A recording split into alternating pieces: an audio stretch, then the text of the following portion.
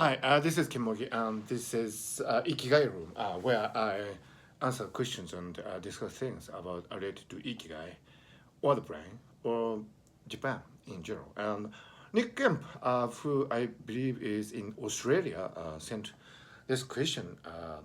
Nick's question is: I found it quite easy to connect with my inner child, but I know others don't or misunderstand this concept. Do you have any advice on how one can connect to the inner child? I think Nick, this is a really wonderful question, and I think in everybody there's an inner child, and it never goes away, and but sometimes people forget about this inner child because they are too much preoccupied with social context, like when you are doing a job, uh, there's a job description, and you need to fill that need. So you become a socially oriented, socially constructed self. But a child is actually not socially oriented or socially constructed. A child is a variable entity, no matter in which social context he or she may be. So that is the key to rediscovering your inner child, I think, because in your childhood, you actually didn't care if you earned some money or not. I mean, you didn't care if what you did made sense in society. You didn't care for these things.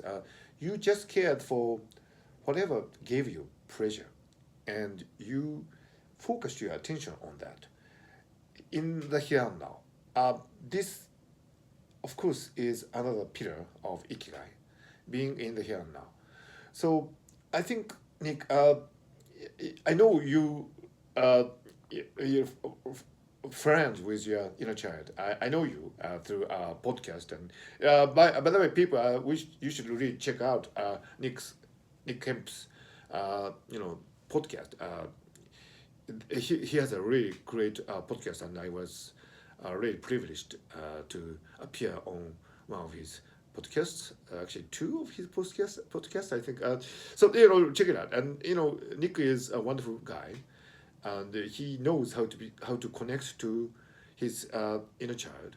But those people who don't know how to rediscover the inner child, I think the key is, as I said, to be detached from social context. Of course, it is as an adult, it is important to be connected to society through one route or another, but at the same time, from time to time, there should be a time window in which you are detached from these social constraints and be yourself again, regardless of your social context. When I was a child, I used to study butterflies, and so when I see a butterfly in Japan nowadays, it gives me really, really great pleasure.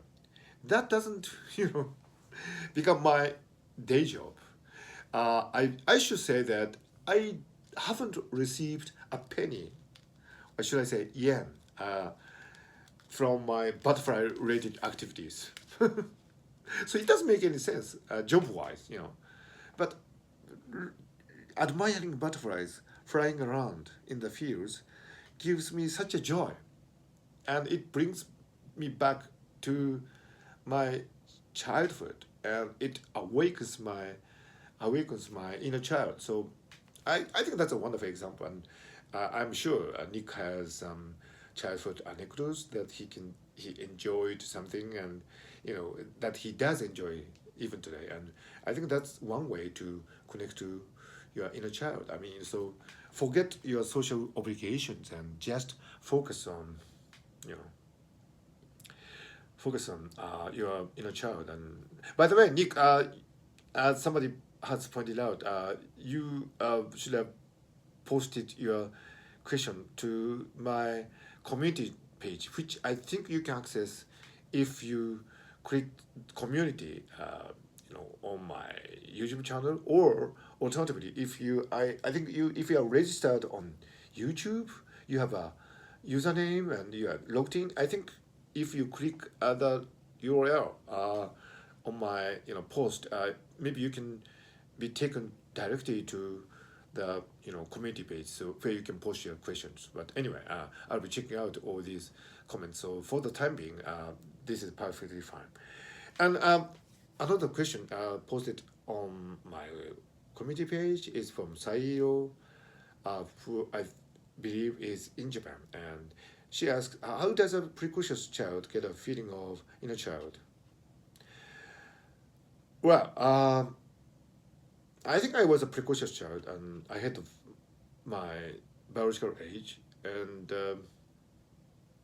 but I think in general, whether you're a precocious child or not, I think this is actually a very interesting question because a child, I think, is a child, but he or she doesn't actually realize the value of the inner child because he's a child, she's a child, and there's nothing more to that. So, when the moment you realize that your inner child is important is probably when you realize you're an adult, bound by social norms and social constraints and so on. Then it becomes all the more important to be freed from your social bounds from time to time, because releasing your inner child can make you creative and make you discover things and make you learn things. So, the importance of your inner child paradoxically becomes uh, important only when you become an adult, you become a grown up, and you are in the danger of losing your inner child. A child is has his or her inner child, but that doesn't really matter because a child is a child. So yeah, I think the value of the inner child is kind of a nostalgia, really, or something that lingers in you, and so it's actually a time machine. Inner child is a time machine.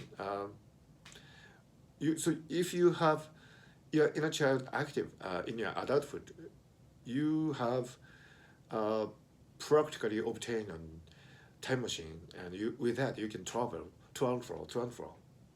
That's the beauty of the inner child concept. So thank you for your questions, and I think this first episode, or should I say, second episode of Ikigai Room has been really fascinating for me, and I hope you have enjoyed it. And let's meet again. So please post your questions, preferably on the community page that I have a link below this video, or if you if it's easier for you, please post a comment on this video, and if I notice it, I'll be discussing it. So see you around. Keep your inner child alive.